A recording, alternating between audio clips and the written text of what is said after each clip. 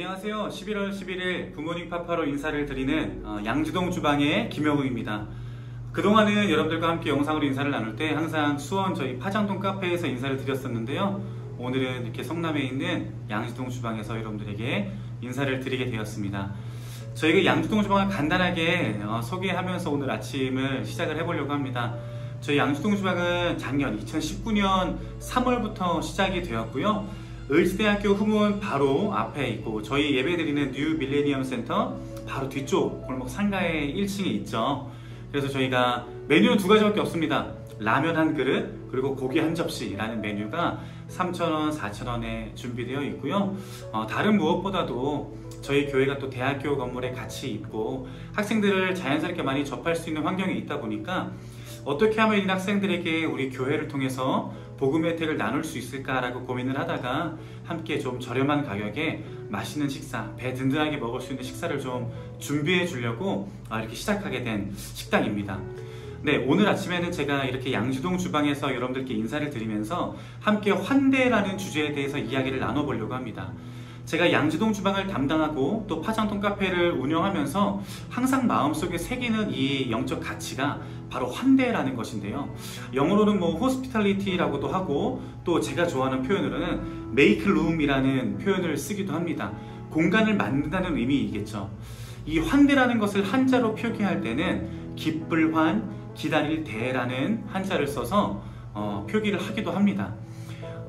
결국에 우리의 삶에 누군가를 맞아들이고 누군가를 위한 공간을 마련하고 누군가를 섬기고 따뜻하게 맞아준다는 의미를 가지고 있는 것이겠죠. 이 환대라는 것이 단순한 응접의 의미로만 사용되는 것은 아닙니다. 낯선 사람이나 다른 사람을 나의 공간 또 내 마음으로 받아들인다는 것은 때로는 낯설고 두려운 마음일 수 있지만 그럼에도 불구하고 내 영역에 다른 사람을 용납한다는 것, 그를 기대하고 기다리며 기쁜 마음으로 섬긴다라는 의미를 가지고 있다라고 말할 수 있습니다. 우리는 흔히 도움의 관계에서 갑과 을의 관계를 생각하곤 합니다. 내가 누군가를 도울 때 내가 갑의 위치에 서게 되고 도움을 받는 누군가는 을이라고 생각하기 쉽기 때문이죠. 하지만 이 환대에서 갑과 을, 수혜자와 시혜자의 경계는 중요하지 않습니다. 도움을 받는 사람도 또 도움을 전하는 사람에게도 우리가 알 수 없고 또 기대할 수 없었던 놀라운 기쁨과 감격 그리고 나눔을 통해서 채워지는 의미와 만족이 있기 때문입니다. 우리가 오늘 나누고 있는 이 환대의 의미는 사실 하나님에게서 가장 먼저 그 모습을 찾아볼 수가 있습니다. 하나님께서 천지를 지으시고 또 우리를 만드신 것, 하나님의 세계 안에 우리를 위한 공간을 마련하시고 우리와의 친밀한 교제를 허락하시고 하나님의 공간 안에 우리를 초대하고 불러들이시는 것, 이것이 아마 우리가 가장 먼저 생각해 볼 수 있는 환대의 의미일 것입니다. 그리고 우리가 잘 아는 그리스도의 십자가 사건을 통해서도 우리는 환대의 의미를 떠올릴 수가 있습니다.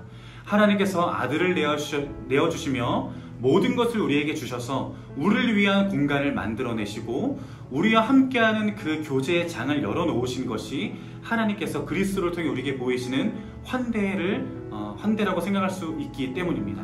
따라서 우리가 매일을 살아가는 일상 가운데 이웃을 섬기고 사랑하고 그 사랑을 실천하는 환대의 삶을 위해서는 우리가 방금 나눴던 것처럼 하나님께 내가 환대받은 존재라는 것, 예수 그리스도를 통해서 하나님의 그 공간을 내어주심, 메이크룸이라는 혜택을 우리가 누리고 있다는 것을 기억하는 것이 굉장히 중요합니다.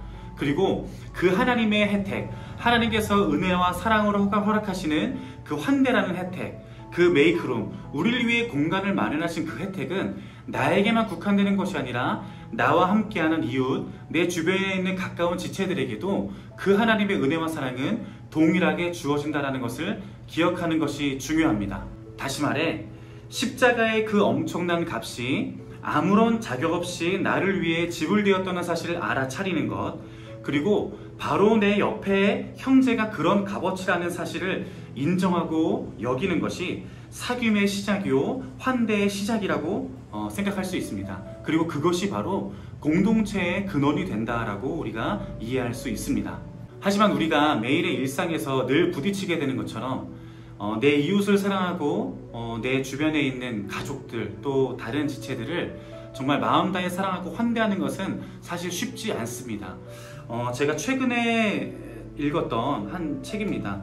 그 로건 윌리엄스의 그 사막의 지혜라는 책인데요. 이 책에서 그 어떤 환대, 이웃을 섬기고 환대하는 관계에 대해서 적어놓은 글이 있었습니다. 제가 한번 읽어드리겠습니다. 그리스도인으로서 이웃과 더불어 사는 길은 이웃을 형제로 얻는 것, 다시 말해 이웃이 회심하여 예수 그리스도와 관계를 맺도록 인도하는 것입니다. 이 길은 나의 죽음을 수반합니다.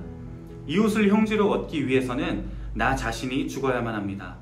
덕과 선물들을 완강하게 붙들고 있는 나, 이웃의 영적 상태에 대해 왈가왈부할 수 있는 권리를 지녔다고 간주하는 내가 죽어야만 합니다. 저는 오늘도 저와 여러분들이 우리가 받은 환대와 그 사랑을 기억하고 감격하며 우리가 살아가는 일상의 현장에서 이웃을 섬기고 우리 옆에 있는 형제들을 사랑하고 섬기는 환대의 삶을 실천하기를 원합니다. 그리고 그 가운데에서 하나님께서 나를 어떻게 사랑하셨는지, 예수 그리스도를 통해 나에게 어떤 환대와 어떠한 메이크 루움을 우리가 누리게 되었는지를 기억하고 묵상하는 하루이기를 간절히 소원합니다.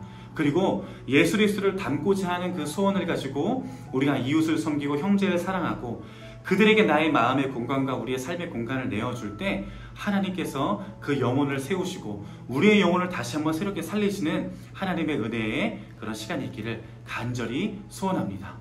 지금까지 여기는 남을 잘되게 하는 행복식탁 양지동 주방에서 김영호였습니다. 오늘도 즐거운 하루 되세요. 안녕.